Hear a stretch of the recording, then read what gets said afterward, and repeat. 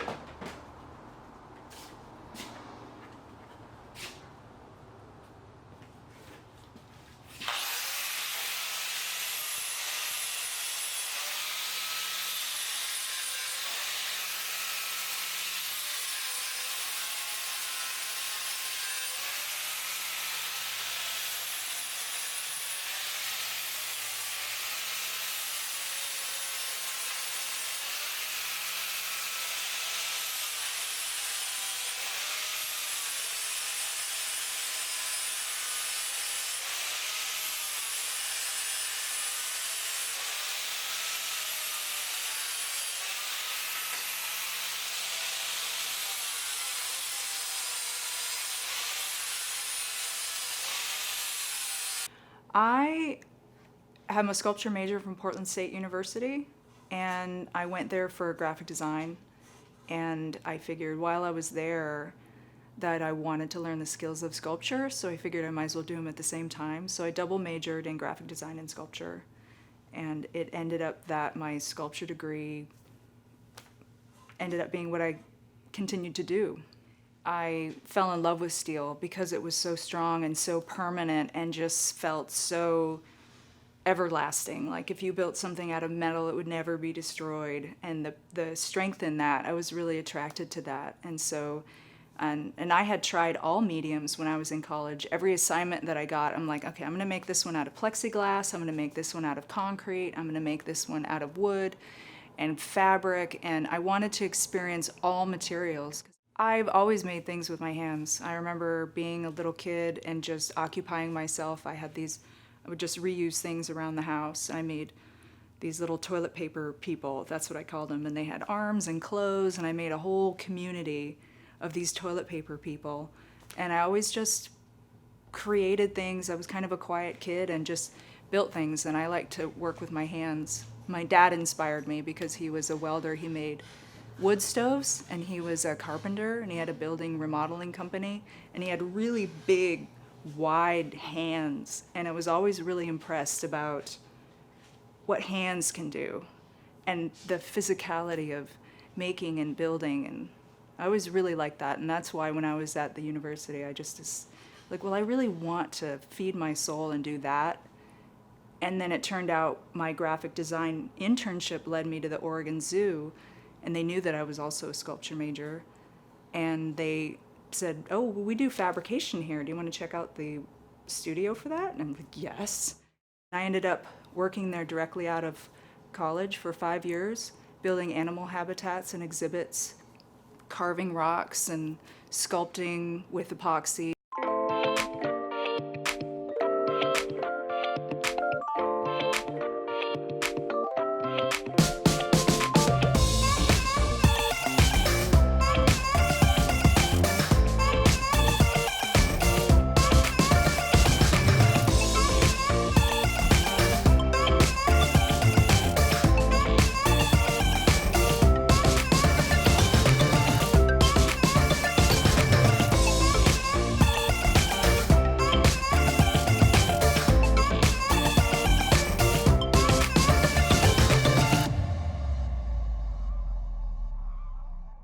I'm Lynsley Rollins with Portland Makers, here with Shelly Durica-Laiche of Indio Metal Arts. And Shelly cuts and welds metal into gorgeous pieces of art, like this one. How'd you do that? This is a perforated steel sheet that I plasma cut, and then these leaves are plasma cut as well. This was an old tool cabinet, and these are stainless. This is steel. And so there's a lot of plasma cutting on this. I don't usually do as much, but the leaves are as well. And this is a really thick grade rebar piece that's attached to a railroad plate with some round drops and stuff. And then I like to add lots of elements. So these 3 pieces are loose. That came from a lamp. There's a washer and a really large bolt. A railroad plate. I'm not sure what they do with railroad plates. I'm accustomed to thinking of railroad ties, but... Oh yeah, the ties get hammered into these square pieces on the side, and then the rail goes through the center. Oh. And then they're hammered down, so when they're redoing sections, they scrap all the old steel. And then where do you find that?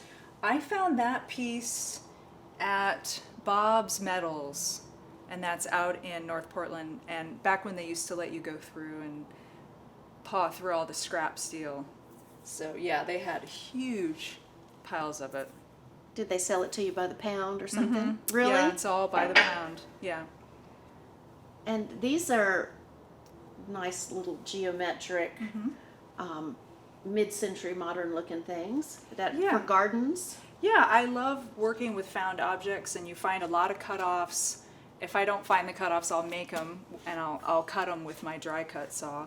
But these are geostackers, and I make them with a solid base, or I make them with a stake. These go in the ground. And I like to make them of various heights, so you can kind of get a trio of them and stack them. I've done a commission where I connect them all on one plate, and they used it as a sculpture solo.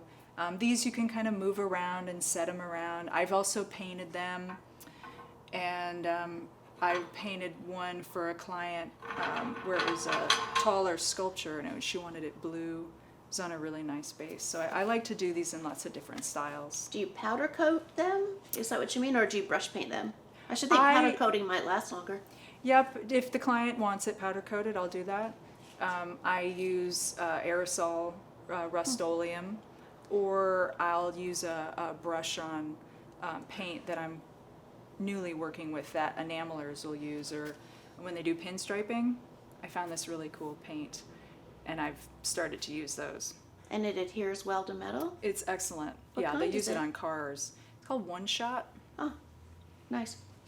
And I like these screens and the cattails made of copper tubing.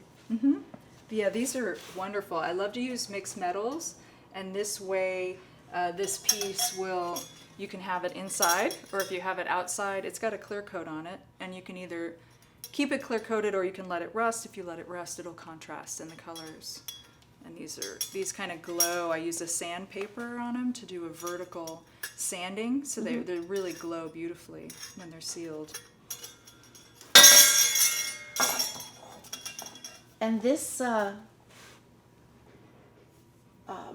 trellis or screen, is that bronze? What kind of metal is that? It's a steel, and then I went ahead and put a patina on it. So I rusted it and then I sealed it. And I call it the woven trellis, the woven screen. So I'll kind of set it up and then just slip these strips through.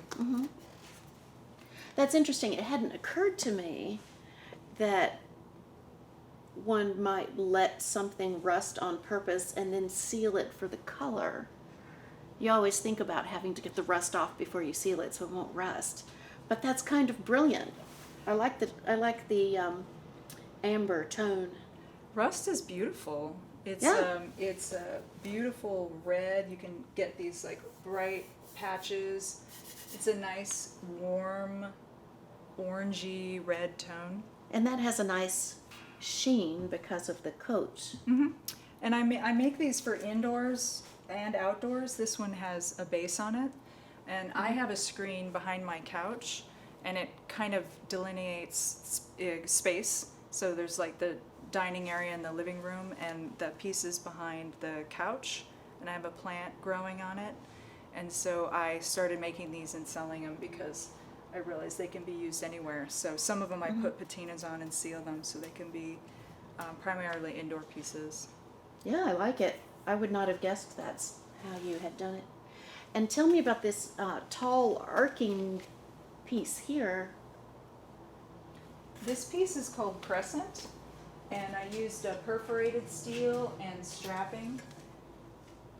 It's about 10 feet tall, and I've got a couple of arching shapes, and I really wanted it to kind of extend and feel bigger than it was. I like the swoop. Yeah, I feel like the energy just keeps going on this piece. I'm really excited. I entered it to hopefully be a public piece in Happy Valley around their city hall. So fingers crossed that they accept it. Yeah, I liked how you described that energy because it just makes you do this. Yeah. You just want to look all the way up it. Yeah, wonderful. I'm glad that you feel that way. Yeah, I feel like the eye, it really carries. I really love that piece. And that's on, I found this on a plow disc at the bottom. So there's a found object. But Really? But the rest I fabricated. And I love how you put your name on your objects. You have an Indio welded metal plate. You just weld that little puppy right on there. Yeah, you can actually write with the bead, and then I grind it flat. And I found a font that actually looks just like it too, so I've used it in all my graphics. How did you happen to name it Indio? I was a little baby in Indio, and my parents were farm workers in the area. Oh, in the town. In the town of, in California. And they were migrant farm workers, and they would go through, and my father picked dates, and my mother packed oranges. And I've got some pictures of me like strapped to a tree while they're working, like tied to the tree. And I just have fond memories, and whenever I made art, I always associated Indio with kind of a spiritual centered creative life force, and I've always used that name. So Oh, I love that. yeah, and she did want to name me Indio, but I guess they Really? had a disagreement. You can't name a person after a place. Who can't? Your family. That's what my dad said. And she disagreed, so they didn't name me, and I chose my own name when I was about 5. But I always feel like if I were older, I would have named myself Indio. And at 5 years old, I felt, well, it seemed like a good idea. But now I wouldn't have named myself Shelly, So what did they call you if they hadn't officially named you?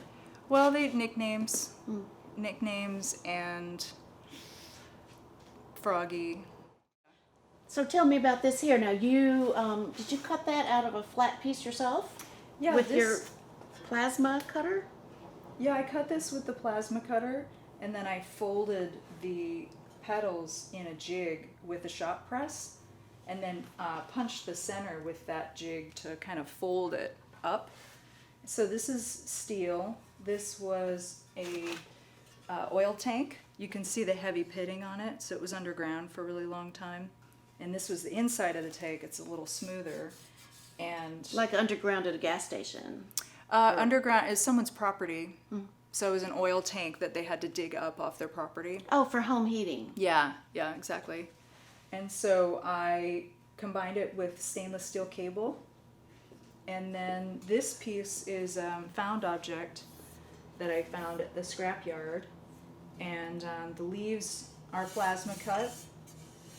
And this base has this loose, large brass bolt. This is a car gear, and this was just some strange drop that I found.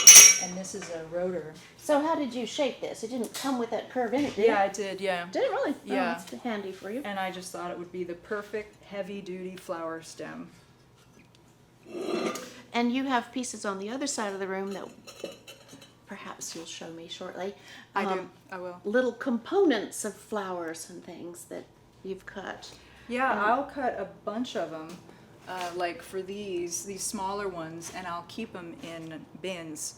And then anytime I need one, then I've got an assortment of all sizes. And so while I'm working, I can grab anything that I might need, from tiny to really big, so I can keep working quickly. So I set all those aside for that. Ball bearings, like this. What an interesting thing to do with a ball bearing. A flower center. Well, isn't that perfect? And some of these small ones I'll find out of rattle cans. Oh, like paint cans? Yeah. Are they metal Yeah. beads in there? Or... Yeah, sometimes they're glass, but sometimes they're metal. So I'll always check to see, because Really? then I can use those too. So people should bring you their old empty paint cans so that you can cut things out of them and They save can. the ball bead. They can. And I was noticing this here, you've got a whole, I think it's 75 or 100 pounds worth of metal pieces like this. What are you going Yeah. to do with, or make a whorl of some kind? Yeah, I created this file and had these laser cut, and I'm going to go ahead and put these in my roller and then make an orb out of them. A roller, is that how you would shape those things there? For example? Yeah, actually, yeah. I can put that through there. It has a max of about 6 inches Of width? of width, yeah. And it's got a big ship's wheel, and I can just feed things through and put an arc on them. So when you are done with this, it will be arced. What will it look like in the end? Each one of these will be a semicircle, and then I'll put those 2 semicircles together. So, like, Oh, for so you're instance- making not a dish shape, but a complete wheel, a globe. Yeah, exactly. I like to make garden orbs, and this is just a nice way to put a pattern in. And then I'll do some around the equator as well. You do a lot of them, including Yeah. that really large one. This is the yarn orb, and then this is a large whirling orb. And I'll do these with mixed metals as well. I'll do stainless and steel. And I combine them with things that I plasma cut as well as found, and as well as that I can get brand new. Like this is a piece that I found, that I purchased, and then this I found. And then I don't think this one has any hand cut pieces, but this one does. I'm pretty sure. No, this is all found. But I have some pieces set aside that I hand cut, because I do some that are long triangles as well. So I'll just collect. And then when I go to make one of these, I'll just assemble things that kind of work well together, and then I'll just combine them. Well, you might spend as much time collecting as you do actually fabricating. I do. Did you say? Oh, I do, yeah. It takes a lot of time to collect reclaimed materials. And I'm finding things on the side of the road. I'm taking donations. I drive out to Canby, where my favorite scrapyard is, Clackamas, Salem. So yeah, collecting and finding everything and storing everything is time consuming and takes up a lot of space. Can you store it all in this space, or do you have additional places where you keep it? I keep everything here. I sometimes have to purge some things that I have had for a long time that haven't sparked anything.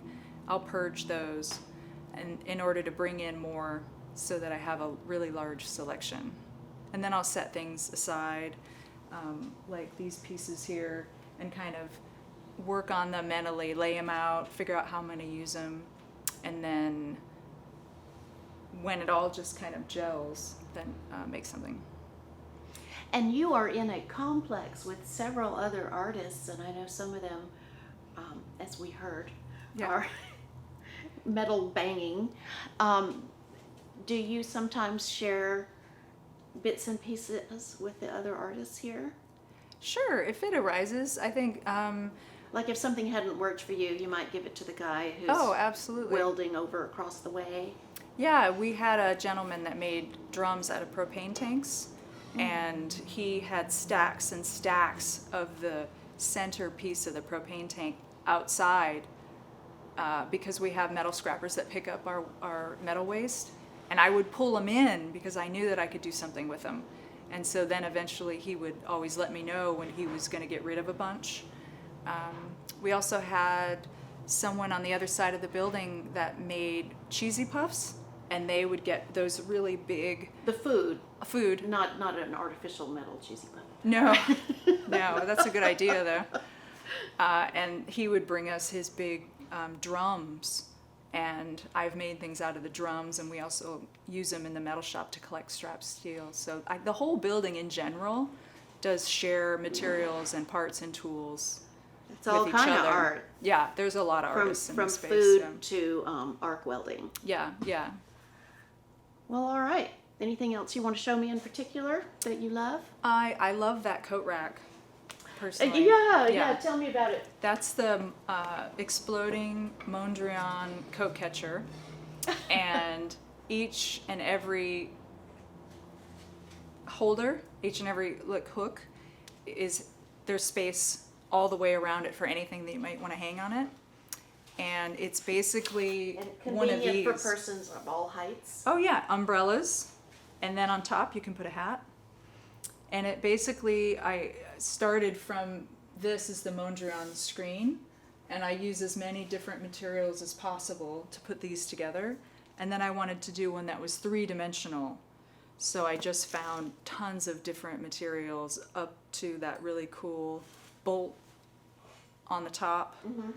And I love all the texture and the pattern, and I love that it's beautiful and functional. I like how you've got these bolts going in a little swoop. Yeah. A little spiral. Yeah, there's a lot of movement to it, and it's fully functional. And I just love really great design when things are beautiful and they're well designed and fully functional. So I feel like that really, everything came together. It's a really beautiful piece. I love it. Well, thank you, Shelly. Thank you. Appreciate this. This is fascinating. And you're going to show a little bit about how you work. Would love to. Love to see that. Thank you. So, you're going to make a screen here in the same mood as the sculpture behind you. So, what's your process here? This is a bubble screen. It's going to be wall mounted, and similar in the way of these relationships of these pieces. I'm going to create this screen. The client just wants it no more than about 2 inches. So I've made some circles over here. This will probably be the thickest. So I'll kind of lay these out according to this rough chalk sketch that I did. I made a bunch of hoops on my roller. So I'll cut these, kind of section them off, look at the layout and the proportion of these open circles, and then I'll combine them with these drops. I've got a bunch of these. There's some really thin to thick for these discs, and then I've got more that are like stout plug pieces, and I'll kind of drop them in, and I like to play with scale, so I'll put the smallest piece and then make sure I have the largest piece when I lay them all out. So when it's done, it will be like this illustration of another one you did, partly open circles and partly closed. And it looks like you use a little, I was thinking maybe the little plugs were going to be to hook the other hoops together, but they're not. They're their own little thing. Yeah, they're kind of settled in. They're kind of nested in. They're kind of all holding each other in. It's all, I just think about when I'm making something like this, the interconnectivity. All these little parts rely on each other. And I love the way that this one came out. I did this for a client out in their yard, and it had stakes that went in the ground. And I just love the composition. Upright. Yeah, it stands upright. And so I use this as a reference because I really love the way that that one turned out. There's just a lot of variety on it. Mm-hmm. And so you cut these pieces, weld them, finish them. It's a lot of work. It is a lot of work, yeah. And will it be sealed in the end? Mm-hmm. I'll go through and I'll brush everything down with a wire brush, and then I'll seal it with a clear coat. I use a product called Penetrol. It provides a really warm color, but it's really flexible and it's great for indoor pieces. Are you going to use this brush right here to smooth it off, or the one back there? Yeah, this is a 120 grit, so it's a very fine grit sandpaper, and I can run that along anything to take out any spurs. And then the wire cup is a really abrasive cup, and that'll go ahead and take off some of the mill scale and leave highlights and just clean everything so there's no spurs or anything sharp. And you were talking a moment ago to me about that cup and an incident you had with it, and why this is for grown-ups only. Yeah, you have to be careful. That you were attacked by it. You said it had caught your coat and was ripping all the way through it. It grabbed a button on your These clothes. are really aggressive. This is a paddle switch, which I use now. They're really important for anything like this. The moment you let go, they stop.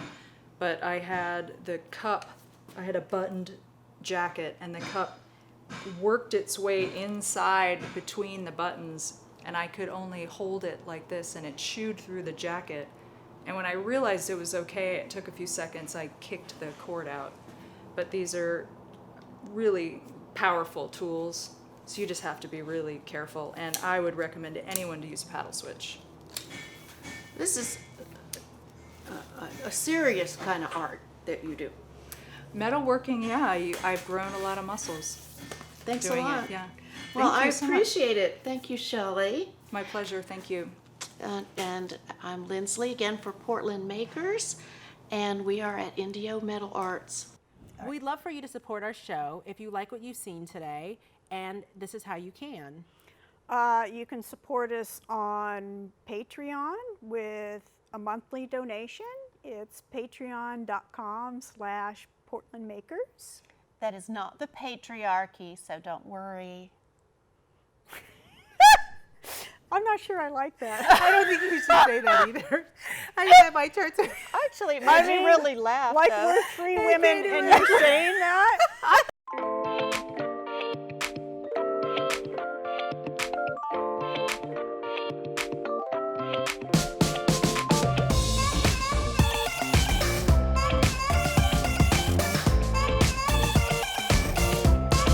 If you like what you've seen on Portland Makers, please subscribe to our YouTube channel.